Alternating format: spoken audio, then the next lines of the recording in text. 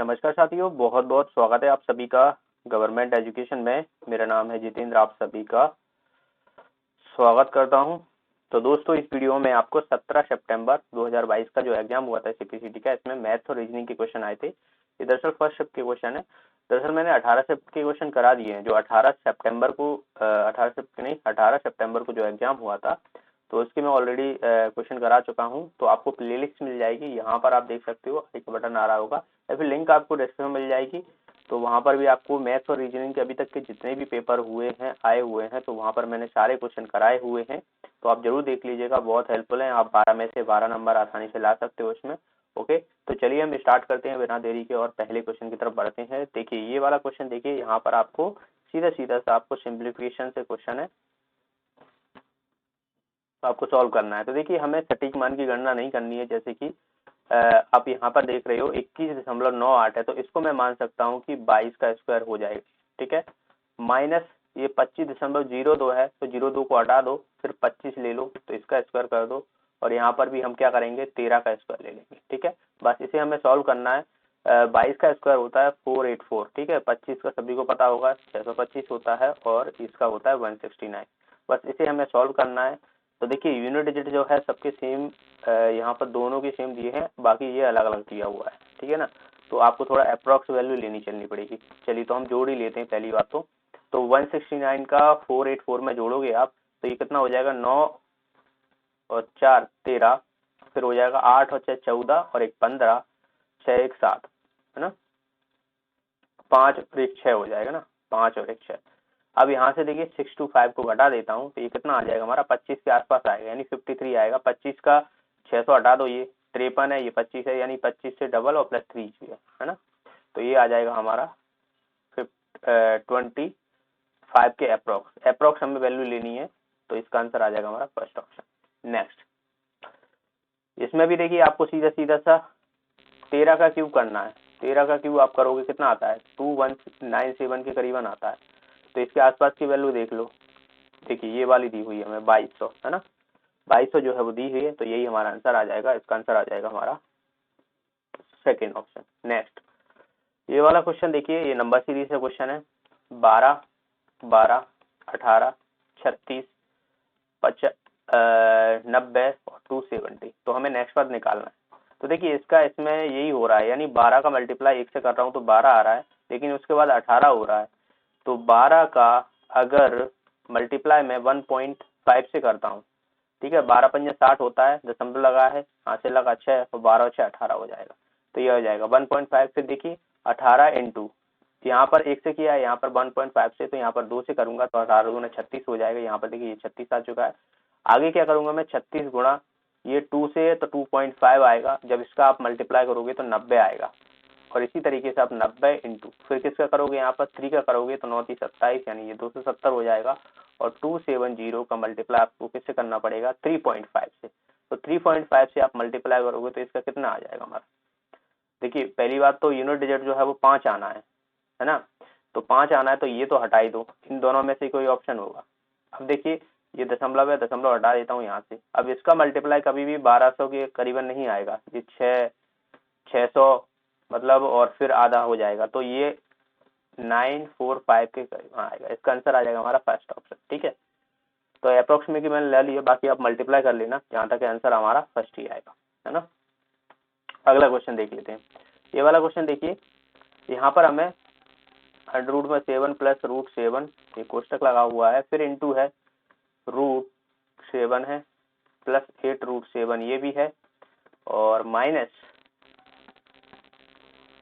19 का स्क्वायर है ना। तो मैं इसको सीधा सीधा सा जो है वो लिख देता हूँ। 19 का स्क्वायर कितना होता है, 361, है ना। 19 का स्क्वायर होता है 361। अब यहाँ से देखिए आप, इसमें से मैं √7 कॉमन ले सकता हूँ, तो √7 इंटू 5 + 1 ये हो जाएगा, इंटू यहाँ पर भी √7 कॉमन ले सकता हूँ, 4 + 8 ये हो जाएगा, माइनस का 361 ये हो जाएगा। तो ये मल्टीप्लिकेशन है, तो जाहिर सी बात है √7 मल्टीप्लाई करोगे तो √7 से बाहर आ जाएगा। ठीक है, ये 6 है, और यहाँ पर 8 और 4 12 हो जाएगा, माइनस 361 ये हो जाएगा। ठीक है, बस इसे हमें सॉल्व करना है। ये हो जाए 42 गुणा 12 माइनस 361। तो पहली बात तो ये वाले तो हटा ही दो ऑप्शन, √7 वाले, इन दोनों में से कोई ऑप्शन होगा। तो देखिए यहाँ पर 4 है, यूनिट डिजिट यहाँ पर 4 आ रहा है और यहाँ पर 1 है, तो 3 यूनिट डिजिट आएगा, आंसर आ जाएगा हमारा 143। ओके, 143 जो है वो इसका आंसर हो जाएगा 143।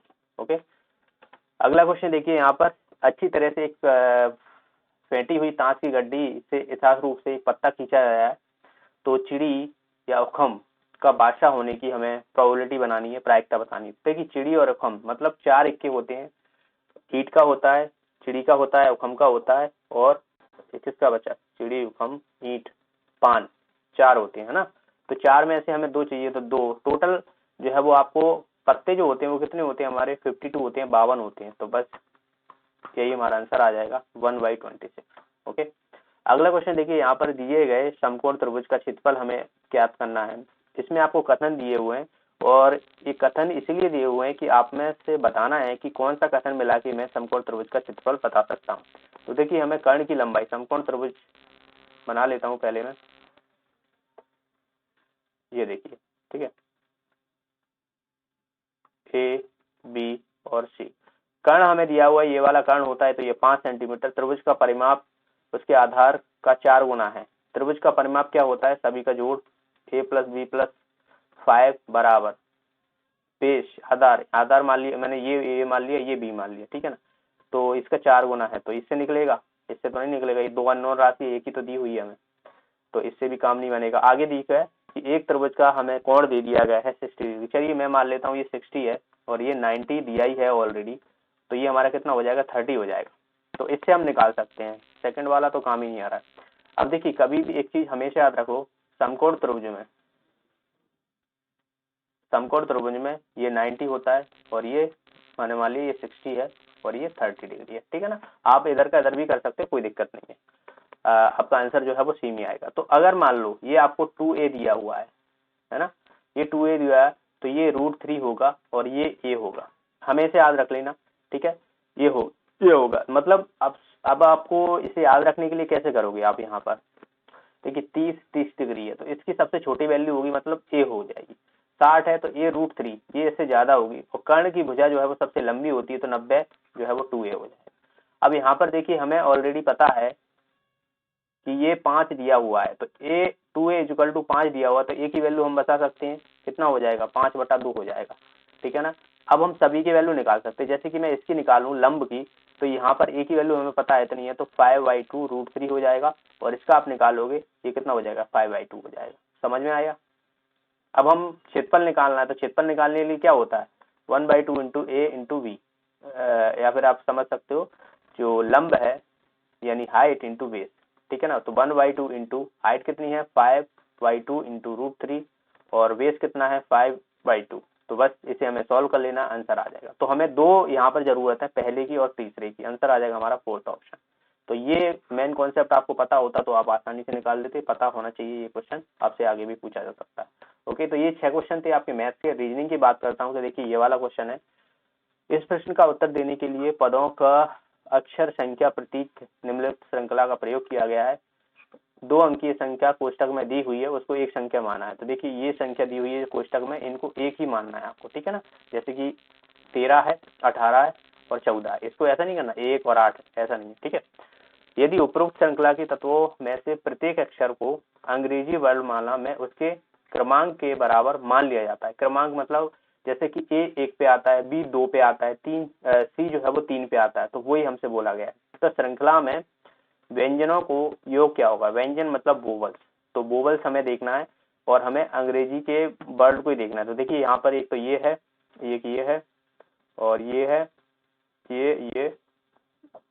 ये है और ये, लेकिन आपको यहाँ पर बोला गया है व्यंजन A-E-I-O-U, ये कहीं भी दिख रहे हैं, ये क्या होते हैं, स्वर होते हैं, तो इनको हमें नहीं करना है, ठीक है ना, हमें सिर्फ वोवल करना है। तो देखिए V है, B दिया हुआ है, फिर Q दिया हुआ है, E हमें नहीं लेना है, फिर R + D प्लस, फिर उसके बाद देखिए U आ चुका है तो U नहीं लेंगे हम, ये स्वर होता है, K A भी स्वर होता है और प्लस P, बस कितना हो जाएंगे हमारा, देख लेता हूँ 1 2, ये नहीं लेना, 3 4, ठीक है, और 5 और 6, 1 2 3 4 5 6, चलो इनको गिन लेते हैं। ये 2 पे आता है PQ, 16 17 पे आता है PQRS, 16 17 18 19, ये 19 पे आएगा, PQRS 16 17 18 19, ठीक है। ये 4 पे आ जाएगा, ये 11 पे होता है और ये क्या P 16 पे आता है।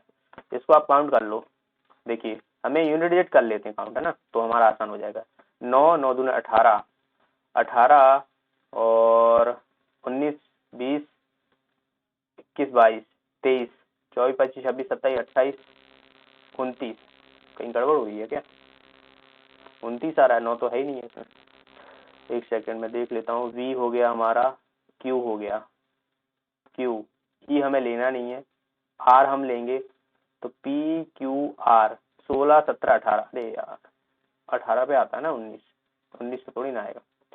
PQR 16 17 18, हाँ तो अब आ जाएगा, देख लेते हैं हम। देखिए 7 7 दूना 14 14 18 18 और 2 20 और 8 8 आएगा, यानी हमारा आंसर आ जाएगा 68 आंसर, ठीक है।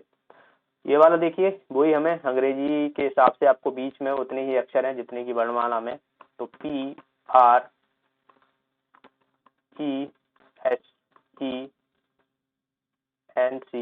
तो देख लेते हैं। P से स्टार्ट करेंगे, PQ आना चाहिए, RS, तो ये ऐसा आ रहा है, तो मतलब हमारा एक हो जाएगा। PQRS TUVW नहीं है, फिर R से करते हैं, RSTUVW नहीं है, EFGHIJ नहीं है, STUVW इधर तो नहीं आ रहा है, इधर से कर लेते हैं, STUV नहीं आ रहा है, EFGH नहीं आ रहा है, NOPQR N से R आ रहा है, तो ये हो जाएगा एक। फिर CDE E आ रहा है, एक ये हो जाएगा। FGHI नहीं आ रहा, EFGHIJKL नहीं आ रहा, तो हमारे 3 ही आ रहे हैं आंसर। इसका आंसर आ जाएगा थर्ड ऑप्शन, ठीक है। नेक्स्ट, महासागर पत्थर। महासागर में आपको पत्थर मिलते हैं, ग्लेशियर, झील, महाद्वीप और नदी। देखिए ग्लेशियर जो रहते हैं वो बर्फ के रहते हैं, तो बर्फ तो है ही नहीं इसमें, तो ये तो हटा दो। पहले का सी से पहले वाला ये हटा दो। अच्छा यहाँ पर एक ऑप्शन तो दिया ही नहीं, चलिए देख लेते हैं इनमें से दूसरे का। ऐसे आप ऑप्शन से किया करो, ऐसे मत किया करो, ठीक है। ऑप्शन से देखिए, पहले का अगर मैं सी से मिलाता हूँ, ग्लेशियर का और ग्रेनाइट, ग्लेशियर अलग होता है, ग्रेनाइट अलग होता है। ग्रेनाइट ठीक है ना, ग्लेशियर जो है वो बर्फ की चट्टान होती है। अब दूसरा देख लेते हैं, 2 से पहला झील और पहला कौन सा, चट्टान।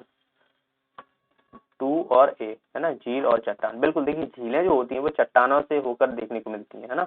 झील हो गई तो वो चट्टानों से होकर निकलती हैं।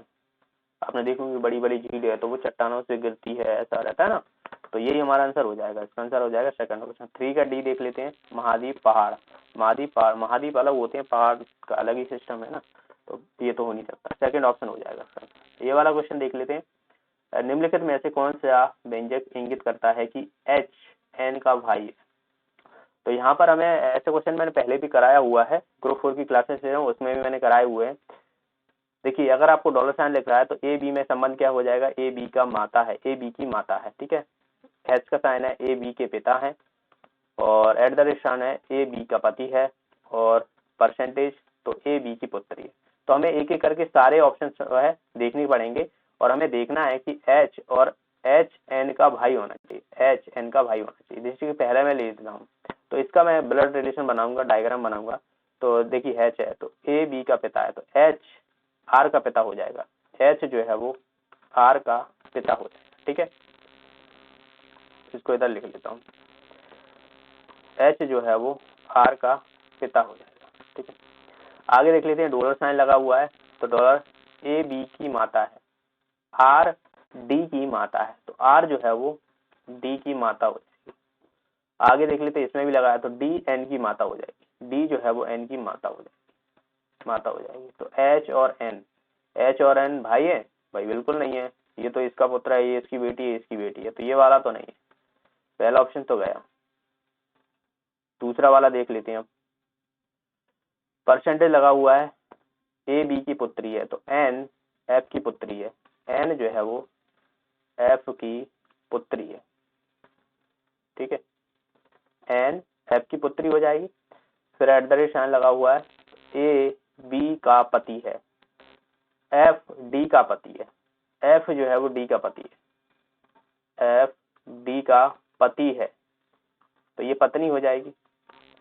आगे देख लेते हैं, ठीक है ना, ए बी का पति, ठीक है, एफ बी का पति है। आगे देख लेते हैं, डी कहाँ गया, ये वाला सन, ए बी की माता है तो डी एच की माता हो जाएगी, डी जो है वो एच की माता हो जाएगी। तो यानी ये भाई बहन मतलब इनमें जो है वो भाई बहन का संबंध होगा। अभी इसका नहीं पता है कि ये कौन है, एच है ना। आगे देख लेते हैं, एच साइन है, ए बी के पिता है, एच आर के पिता है, एच जो है वो आर के पिता हो जाएंगे। तो भाई ये तो सही है। अब देखिए इन दोनों में हमें एच और एन में संबंध है, तो एच एन का भाई है तो बिल्कुल है। यहाँ पर देखिए ये इसके पिता है एफ और माता ये है, तो इन दोनों में आप देखोगे भाई बहन का संबंध है। तो एन जो है वो एच का भाई बहन होगी और एच जो है वो एन की क्या हो जाएगा, वाई हो जाएगा। आंसर आ जाएगा सेकंड ऑप्शन, यही हो जाएगा हमारा आंसर। अब इसमें कोई शॉर्ट ट्रिक नहीं होती, आपको करना ही पड़ेगा ये, ठीक है। ये वाला क्वेश्चन देख लेते हैं, इसमें से हमें असंगत निकालना है। Hertz, ampere, pascal, potential. भाई ये सभी आप देखोगे ये यूनिट रहती है। हर्ट्ज होगी फ्रिक्वेंसी की, एम्पियर जो है वो करंट की होती है, पास्कल जो है वो प्रेशर की होती है, दाब की बोलती है, पोटेंशियल अलग हो जाती है, ये किसी की जो है वो यूनिट नहीं होती है ना। वेजिटेबल चॉप, बॉडी, वेजिटेबल को हम चॉप करते हैं ना, काटते हैं, मतलब वेजिटेबल को काटने को क्या बोलते हैं, चॉप करना होता है। बॉडी को अगर काट रहे हैं तो उसे हम क्या बोलते हैं, एम्पूटेट बोलते हैं। एम्पूटेट, कोई पार्ट काटते हैं, जैसे हार्ट काटा है तो एम्पूटेट बोलते हैं उससे, ठीक है ना। तो वो उसी से संबंधित है। तो ये था क्वेश्चन, ओके। तो ये थे 12 क्वेश्चन एंड नेक्स्ट वीडियो में सेकंड शिफ्ट के क्वेश्चन कराऊंगा 17 सितंबर के। और मिलते हैं नेक्स्ट क्लास में। वीडियो अच्छा लगा वीडियो को लाइक कीजिए, शेयर कीजिए। कुछ पूछना चाहते हो कमेंट बॉक्स में पूछ सकते हो। अगली क्लास में हम सेकंड शिफ्ट के क्वेश्चन करेंगे। पीडीएफ आपको मिल जाएगी टेलीग्राम ग्रुप पे, तो टेलीग्राम ग्रुप की लिंक आपको डिस्क्रिप्शन में होगी, तो वहां से आप ज्वाइन कर लीजिएगा। और अभी तक चैनल को आपने सब्सक्राइब नहीं किया तो चैनल को सब्सक्राइब कर लीजिएगा। यहाँ पर आपको आने वाली जो भर्तियां हैं, जैसे कि ग्रुप 4 होगी, ITITO हो गई और अन्य जो भर्तियां हैं, फॉरेस्ट गार्ड, तो यहाँ पर आपको तैयारी कराई जाएगी। मिलते हैं नेक्स्ट क्लास में। Thank you so much.